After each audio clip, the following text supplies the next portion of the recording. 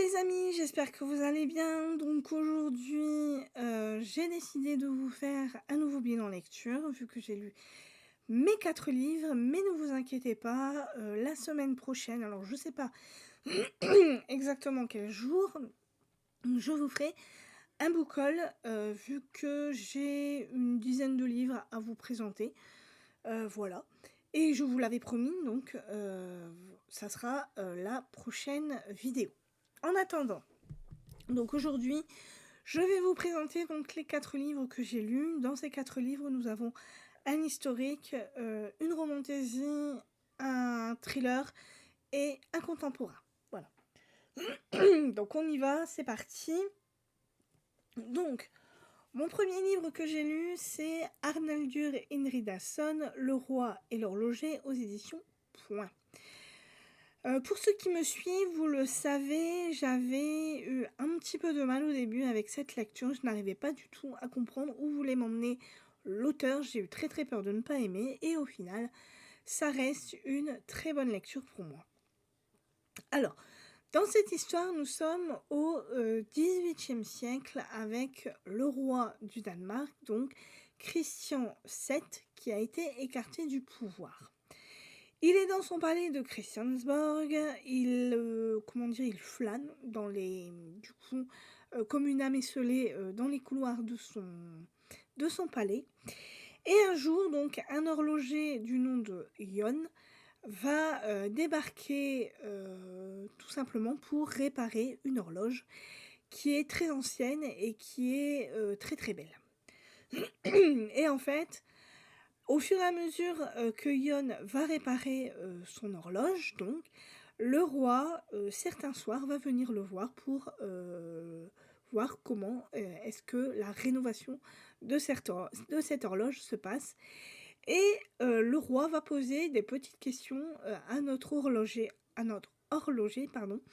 qui est d'origine islandaise. Et comme le roi Christian VII ne connaît pas les habitants d'Islande, il va tout simplement lui demander de lui raconter son histoire à lui. Donc Jon va raconter l'histoire de son père et de sa gouvernante qui ont malheureusement été condamnés à mort. Et pourquoi est-ce qu'ils ont été condamnés à mort? Ce que l'horloger ne sait pas, c'est que Christian VII est un roi qui est assez spécial vu qu'il a des problèmes psychologiques. Voilà, alors on ne sait pas trop quels problèmes psychologiques on a. Il y en a qui disent que le roi était fou, d'autres qui le faisaient exprès d'être fou, mais qui n'était pas si fou que ça. Donc on ne sait pas trop comment est-ce qu'il était, mais Arnaldur Indridason va décider de nous raconter donc cette amitié qui va se créer entre ce roi et cet horloger. Et je dois dire que j'ai beaucoup aimé cette histoire. Ça a été, même si au début j'ai eu un peu peur, ça a été une très bonne histoire.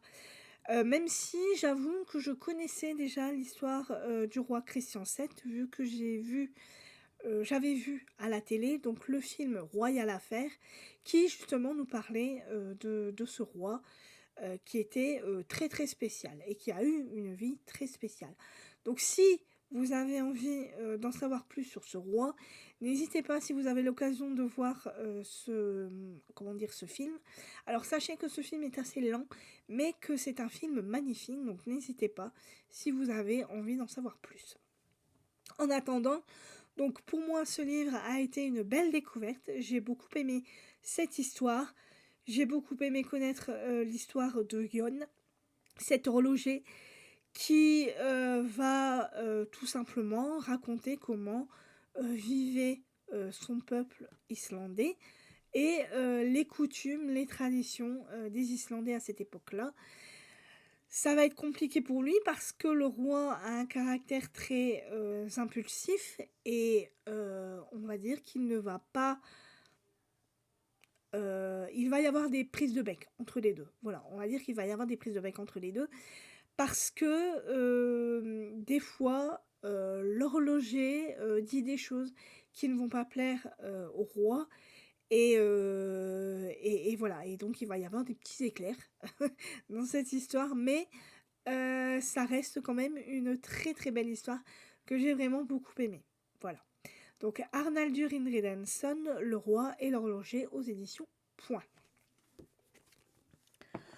Ensuite, donc j'ai lu une romantaisie, donc toujours pareil avec un roi. Donc là, nous sommes avec le roi de la guerre et du sang. Donc Adriane et Isolde, le tome 1 de Scarlett Sinclair aux éditions donc Hugo Roman. Donc comme vous le savez, Scarlett Sinclair est l'autrice de Hadès et Perséphone, la saga qui a eu un succès énorme, que je n'ai pas fini de lire. Il me reste encore le tome 4 et toute la trilogie d'Hadès à lire. Mais j'ai quand même voulu lire ce tome-là, vu qu'on part complètement dans quelque chose de totalement différent. Avec ce tome, nous partons dans de la mythologie, vampirisme, on peut dire ça comme ça. Vu qu'Adriane est un vampire qui va passer un marché, donc avec le père d'Isolde, qui n'est autre que le roi de la maison Valda, ou... Attendez, la maison... Lara, pardon, la maison Lara. Voilà, donc il va passer un marché avec le père d'Isolde. Il va vouloir tout simplement qu'Isolde devienne la reine des vampires. Voilà. Il va vouloir l'épouser et Isolde se pose la question de savoir pourquoi est-ce qu'il veut l'épouser elle et pas quelqu'un comme lui, en fait, une autre vampire. Pourquoi est-ce qu'il veut épouser une mortelle? Et donc elle va accepter donc la proposition d'Adriane, tout simplement parce qu'elle ne veut pas qu'il y ait la guerre par rapport à son peuple. Voilà, elle veut protéger son peuple de la guerre, pardon, je vais y arriver. Elle ne veut pas qu'il y ait la guerre par rapport à son peuple, et donc du coup elle va en gros se sacrifier. Mais ça va pas être un sacrifice très compliqué pour elle, vu qu'elle va sentir qu'il y a une sorte d'alchimie entre elle et Adriane. Voilà. Et cette alchimie est une alchimie assez étrange. Elle ne comprend pas pourquoi est-ce qu'il y a cette alchimie-là. Elle va avoir du mal à se laisser aller, vu que son peuple pense qu'elle les trahit tout simplement en épousant Adriane. Sauf que Isolde va comprendre qu'il y a vraiment un lien entre elle et lui, et elle va essayer de démêler toute cette histoire. Voilà, elle va essayer de comprendre pourquoi est-ce qu'il y a un lien entre... Pourquoi elle sent qu'il y a un lien entre elle et lui. Et voilà, et donc nous on va suivre toute cette histoire. Alors il va y avoir des créatures très étranges dans cette histoire, il va y avoir une histoire de sorcière. Voilà, c'est une histoire assez complexe. Moi j'ai relativement bien aimé. Ce que je pourrais reprocher encore une fois à l'autrice, c'est qu'il y a beaucoup trop de scènes explicites, d'où tous mes petits post-it là. Tous les post-it que vous voyez, en fait, ce sont toutes les scènes explicites. Et je trouve, pour ma part, qu'il y en a beaucoup trop. Sans être frigide, voilà, ça fait beaucoup trop par rapport à l'histoire. Surtout que l'intrigue en elle-même est très intéressante. Donc, j'aurais aimé qu'elle mette plus le pas sur l'intrigue que sur les scènes explicites. Parce qu'avoir des personnages qui n'arrêtent pas voilà, c'est un peu fatigant et ça, comment dire, ça coupe l'élan de la lecture en fait. Voilà, parce qu'ils sont toujours en train de le faire et c'est pénible. Voilà. Et comme je vous l'ai dit, donc l'intrigue passe en second plan alors qu'elle devrait passer en premier plan. Voilà. Surtout qu'elle est très intéressante, le monde est très bien. Le monde est très bien fait, elle l'explique très bien, la plume est très belle. Voilà, j'ai retrouvé Scarlett Sinclair en fait. J'ai retrouvé sa plume, j'ai retrouvé les personnages, et voilà, j'ai tout aimé dans ce roman, à part les scènes très explicites. Moi, je trouve qu'il y en a beaucoup trop. Une ou deux, ça aurait largement suffi. On aurait bien compris la chose, tout simplement. Et voilà. Donc il y a une suite, il y a un tome 2 que j'ai là avec moi. Je ne sais pas encore quand est-ce que je vais le lire. Il faut d'abord que je lise les Hadès, donc je vais peut-être d'abord me lire les Hadès et puis le dernier Hadès et Perséphone avant de retourner dans le deuxième tome de Le roi de la guerre et du sang. Voilà. Donc si vous aimez l'autrice et que vous avez envie de lire cette autrice, si les scènes explicites ne vous dérangent pas, alors moi ça ne m'a pas dérangé, mais je trouvais qu'il y en avait trop. Voilà, ça ne me dérange pas, je ne suis pas frigide. Ça, voilà, ça passe, mais je trouve qu'il y en a beaucoup trop par rapport à l'intrigue en elle-même. Après, voilà, tout le reste passe. Donc Scarlett Sinclair, Le roi de la guerre et du sang, Adriane et Isolde, le tome 1 aux éditions Hugo Roman. Donc ensuite, je me suis lancée dans une troisième lecture, et une lecture totalement différente, vu que je me suis lancée dans du thriller avec Jérôme Loubry et son livre L'île aux éditions Calman Lévy-Noir. Donc nous sommes ici donc sur l'île de Porquerolles. Nous allons faire la connaissance de Diane. Diane qui malheureusement va l'été d'août 2019, va tout simplement se suicider. Pourquoi ça, on ne le sait pas, mais on va le découvrir. Et il y a quelqu'un qui veut le découvrir encore plus que nous, c'est Julien, son compagnon, qui ne comprend pas ce qui a bien pu se passer sur cette île cet été 2019 pour que Diane mette fin à ses jours.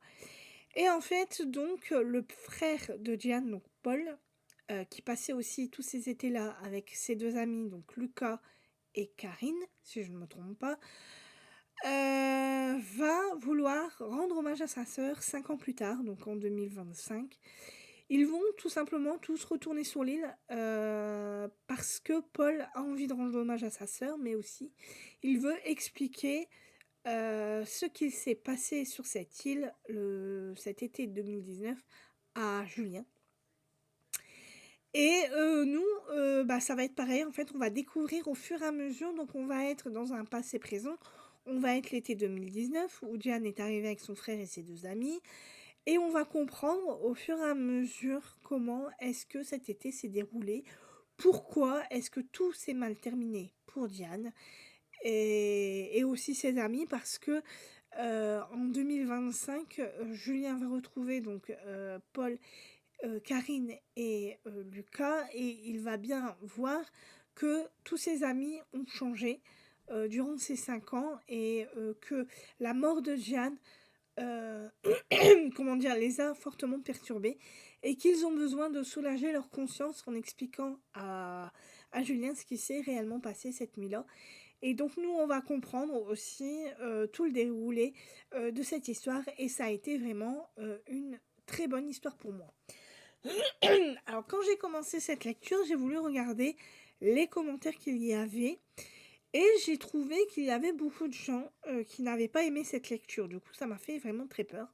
Je me suis dit, si les gens n'aiment pas, je me suis dit, est-ce que moi je vais aimer, surtout que c'est du Jérôme Loubry. Donc moi, Jérôme Loubry, j'ai aimé tous ses livres, à part le 12e chapitre et Les Chiens de Détroit que je n'ai pas lu, mais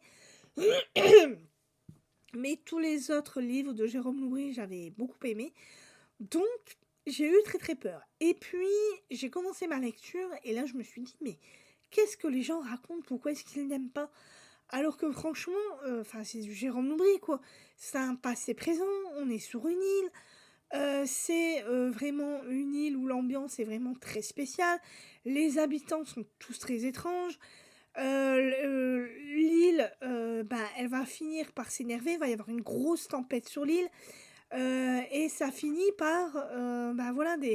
il y a des choses bizarres qui se passent dans le manoir qu'a loué les parents de Diane et de Paul. Il se passe vraiment des choses très étranges, qui fait que du coup, on comprend pourquoi Diane, au bout d'un moment, va tout simplement mettre fin à ses jours. Donc, ça a été une très bonne lecture pour moi. J'ai vraiment beaucoup aimé. J'ai retrouvé la plume de Jérôme Loubry, l'ambiance, les personnages. J'ai vraiment tout retrouvé. J'ai vraiment tout aimé. Il n'y a pas un moment donné, à part peut-être la fin, qui a été un peu trop rapide, et qui Ouais, qui s'est arrêté abruptement. Voilà, j'ai pas compris pourquoi est-ce qu'il l'a arrêté comme ça, d'un seul coup. Ça a été vite, et puis voilà. Et une fois qu'il a dit tout ce qu'il avait à dire, il s'est arrêté. Il a pas. Ça, ouais, pour moi, ça s'est arrêté trop abruptement et ça a été beaucoup trop vite vers la fin. Mais sinon, tout le reste, j'ai vraiment beaucoup aimé et je vous le conseille. Si vous n'avez jamais lu de Jérôme Loubry, sachez que vous pouvez lire n'importe quel livre de lui, car ce ne sont pas des sagas, ce sont des livres qui peuvent se lire indépendamment des uns des autres, et c'est ça qui est super. C'est que c'est toujours des nouveaux personnages, c'est toujours une nouvelle histoire avec un nouveau thème, une nouvelle ambiance, un nouveau... Voilà, on a toujours, comment dire, on a toujours des grosses surprises avec Loubry, ça monte crescendo et c'est ça qui est super. En tout cas, moi j'ai beaucoup aimé, donc si vous voulez tenter, n'hésitez pas. Donc Jérôme Loubry, Lille, aux éditions Calman Lévy-Noir. Et donc en dernier, j'ai lu un livre contemporain, donc du Marc Lévy, La librairie des livres interdits, aux éditions Robert Laffont Versilio. Donc dans ce livre, nous sommes avec Mitch. Mitch qui est un libraire qui malheureusement un jour il va y avoir une loi qui va passer et qui va interdire certains livres d'être vendus. Donc ces livres, je vous en cite quelques-uns. Donc on a le journal d'Anne Frank, Des souris et des hommes, on a Les souris et des hommes, et on a... Je ne me rappelle plus... Si. Ne tirez pas sur l'oiseau moqueur. Voilà. Donc ça, c'est vraiment 3 livres que j'ai retenus. Mais sinon, il y a une liste vraiment très très très longue de tous les livres qui sont interdits à la vente. Et en fait, Mitch ne va pas être d'accord avec cette loi, cette nouvelle loi qui est passée. Et il va braver cet interdit en créant une librairie clandestine au sous-sol de sa propre librairie. Sauf que malheureusement, un jour, Mitch va être arrêté pour possession de livres interdits et il va faire 5 ans de prison. Les 5 ans de prison vont passer, Mitch va sortir et il va tout simplement décider de se venger par rapport à la personne qui l'a condamné, donc le juge qui l'a condamné, et il va essayer de trouver qui aurait bien pu tout simplement le dénoncer, voilà, je cherchais le prénom, le dénoncer, chercher le nom, le dénoncer auprès de la police, et voilà. Sauf que, alors, le fait de vouloir se venger, ça va le nourrir, mais il va faire une rencontre assez spéciale. Il va rencontrer donc Anna, qui est cette jeune femme là, ici, que vous voyez. Il va rencontrer un jour Anna qui va rentrer dans sa librairie et qui va tout simplement chambouler sa vie. Anna est une jeune chef cuistot qui est rentrée du Canada. Elle est restée 5 ans au Canada. Voilà, pour une histoire très spéciale. Elle a un passé assez trouble. Et Mitch va essayer de comprendre pourquoi est-ce qu'elle est partie vivre au Canada, pourquoi est-ce qu'elle a tout laissé tomber comme ça pour aller vivre au Canada du jour au lendemain, et pourquoi elle est restée 5 ans au Canada. Et là, on va avoir une histoire d'amour qui va se créer, et Mitch va un peu laisser sa vengeance de côté pour vivre son histoire d'amour pleinement, mais grâce à Anna, il va quand même réussir à peaufiner sa vengeance, et on va voir comment est-ce qu'il va réussir tout simplement à se venger, et comment ces deux-là vont réussir à colmater les blessures qu'ils ont chacun en eux. Voilà, tout simplement. Parce que Anna cache un passé relativement douloureux à Mitch, et Mitch, lui, va lui raconter donc tout ce qui lui est arrivé, Et en fait, Anna va vouloir tout simplement l'aider. Et à eux deux, ils vont faire la fine équipe. Et donc, on va découvrir donc, toute cette histoire. Et j'ai bien aimé ce livre. Alors, d'une part, parce que le sujet choisi est un sujet qui existe. Cette loi qui interdit la vente de certains livres existe, mais aux États-Unis. Voilà. Et Marc Lévy a voulu tout simplement nous expliquer comment est-ce que cette loi est passée et voilà, et les conséquences de cette loi. D'ailleurs, il nous l'explique à la fin, vraiment tout ce qui s'est déroulé, comment est-ce que cette loi est passée, et est-ce que ça en a découlé, donc par rapport aux libraires, par rapport aux bibliothèques, par rapport tout simplement à l'éducation nationale des États-Unis d'Amérique. Et voilà, et donc on va nous raconter, Marc Lévy va nous raconter toute cette histoire. Alors, c'était un bon livre, ce n'est pas un coup de cœur, ce n'est pas un... c'est pas une grosse claque, mais je trouve que le sujet est très bien choisi. Je ne savais pas qu'il y avait une loi qui était passée comme ça aux États-Unis et qui interdisait la vente de certains livres, je ne savais pas ça. Et j'ai appris pas mal de choses, on apprend pas mal de choses, et puis on découvre cette petite histoire toute choupinoute avec ces deux personnages, donc Mitch et Anna, cette histoire d'amour qui est là et qui est toute mignonne. C'est un bon livre de vacances si vous voulez le lire au bord de la piscine ou sur la plage. N'hésitez pas parce que c'est une très très bonne lecture de vacances. Voilà. Donc, La librairie des livres interdits de Marc Lévy aux éditions Robert Laffont, dans leur collection, je pense, Versilio. Voilà. Donc, voilà pour mon bilan lecture. Donc, j'espère que celui-ci vous aura plu. Voilà. Merci beaucoup. Et donc, je vais vous faire voir donc, ma prochaine palle. Je suis pour le moment en train de lire donc, le nouveau John Grisham, Le Réseau, aux éditions JC Lattès. Donc, j'en suis pas tout à fait à la moitié, mais presque. Voilà. Donc, Le Réseau est la suite du livre La Firme, mais il peut se lire indépendamment de La Firme. Hein, ne vous inquiétez pas. Vous n'êtes pas du tout obligé d'avoir lu La Firme pour lire celui-là. Il y a quelques petites références à La Firme, mais ça ne pose aucun souci. Surtout que moi, je n'ai même pas lu La Firme et je ne l'ai pas vu non plus en film. Donc, je ne connais absolument pas l'histoire de ce livre ni du film. Et franchement, ce livre se lit très très bien. Voilà.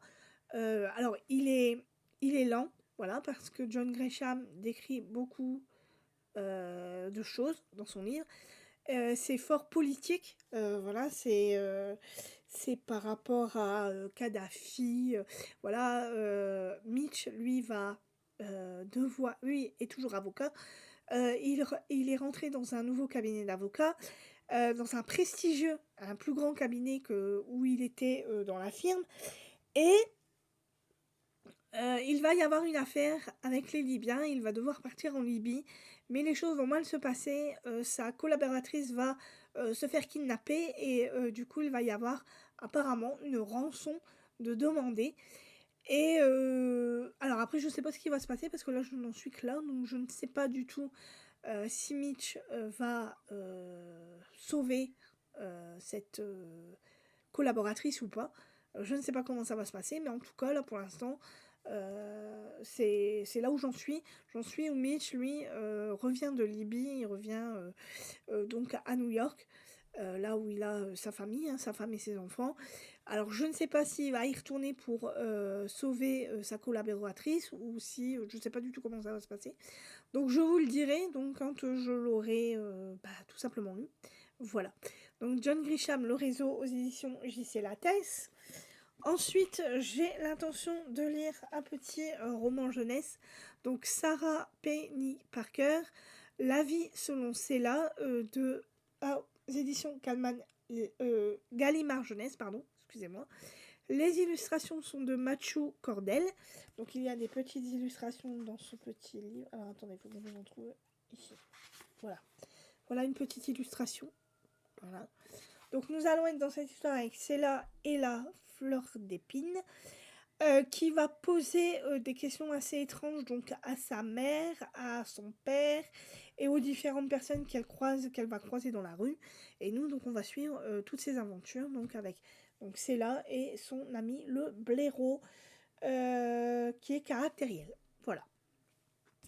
Ensuite, j'ai l'intention de lire un Kate Morton, Les Brumes de Riverton, aux éditions J'ai lu. Donc Kate Morton, je n'ai jamais lu cette autrice. J'ai hâte de voir sa plume. Je sais qu'elle a beaucoup de, comment dire, de succès. Donc j'ai hâte de voir comment se passe son histoire. Et ensuite, donc en dernier, j'ai l'intention de lire donc L'été meurtrier d'Oxford, Chou à la crime de H.Y. Anna aux éditions City. Voilà, aux éditions City. Donc j'ai le deuxième livre, donc là c'est le premier, j'ai le deuxième livre aussi. C'était un lot que j'avais vu qu'il y avait deux livres, les deux premiers en fait, le 1 et le 2.